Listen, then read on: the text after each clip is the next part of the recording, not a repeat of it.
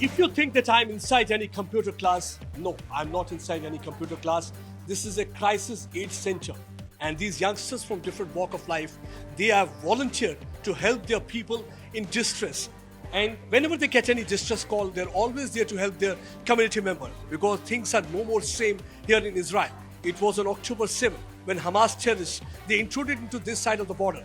They unleashed terror, they unleashed tyranny and left people here traumatized. Now these youngsters, some of them are architects, some of them are medical students, they are trying to help their people because you can heal those physical wounds by applying band-aid, medicine or bandage. But what about those psychological invisible scars? So they're trying to heal those psychological invisible scars. They're always there for the people. Whenever they get any call, they rush to that particular place. They try to be with the people. They're trying to be empathetic to them. They try to talk to them.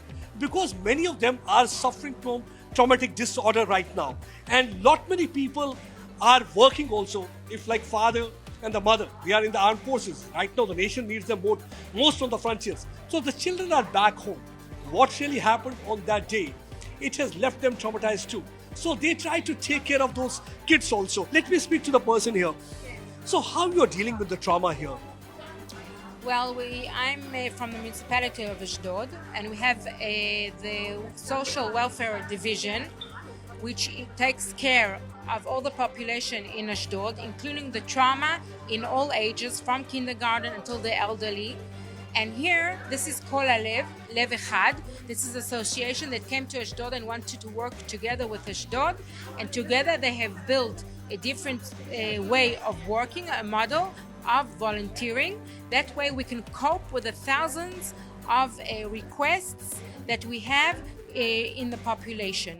Right now I'm joined by a dental surgeon who through denture is trying to identify all those people who had been mutilated, killed, charred, dismembered by monsters called Hamas.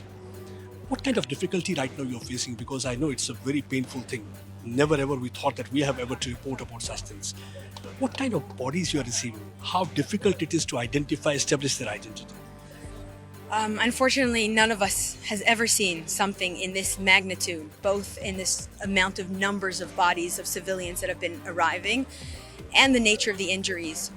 I've seen bodies that were riddled with bullets everywhere. I've seen bodies with throats that were slashed, severed heads without the bodies. Bodies arrived without limbs. There were children that were burnt, many burnt bodies, which also makes the identification of these bodies quite hard because you can't always get a viable DNA sample for a body that's been completely burnt. We've seen people that were basically butchered, chopped, shot, stabbed, axed. It's nothing any one of us could ever comprehend. We never thought we would have to live and work in such an event. It angers you because there are people who keep on asking for proof. It angers you when you see such things happening here. The body bags coming almost every day, charred bodies, dismembered body, abused bodies. And what do you really want to tell those people who ask for the proof? Well, did the people at 9/11 pull out bodies and show them around to the world? No. But somehow in Israel, we always need to prove ourselves. When something is happening to us, we always need proof. When other terror attacks happen across the world, in France, in the United States, in the Ukraine, people weren't parading around with bodies. And this is what we need to do here. Of course, it angers me. And unfortunately, it's something that we see all the time. Somehow in Israel, we always have to prove ourselves.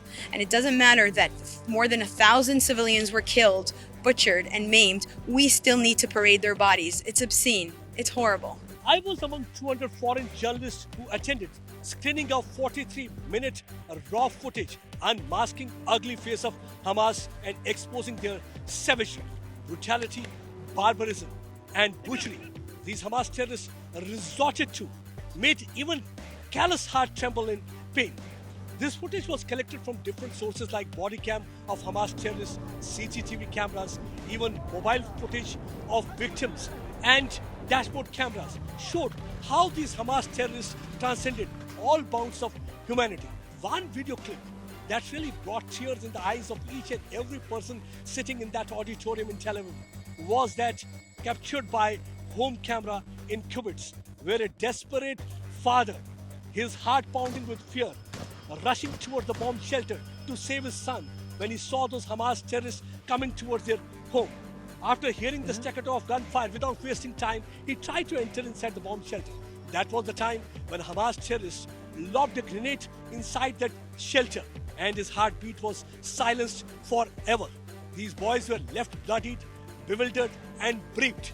They kept on screaming because they were not able to reconcile with the fact that their father was no more. One of the footage one can see, they crossed all lines of cruelty. They tried to decapitate a person who was still breathing. With the help of shovel, they tried to decapitate his head.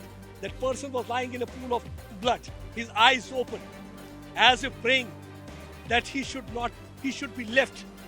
He should not be killed. But these Hamas terrorists, they crossed our lines. They did not spare children lying inside the cattle. They torched houses, they torched cars, they dragged bodies out of the car. They kept on killing them. They kept on firing at them till they were dead.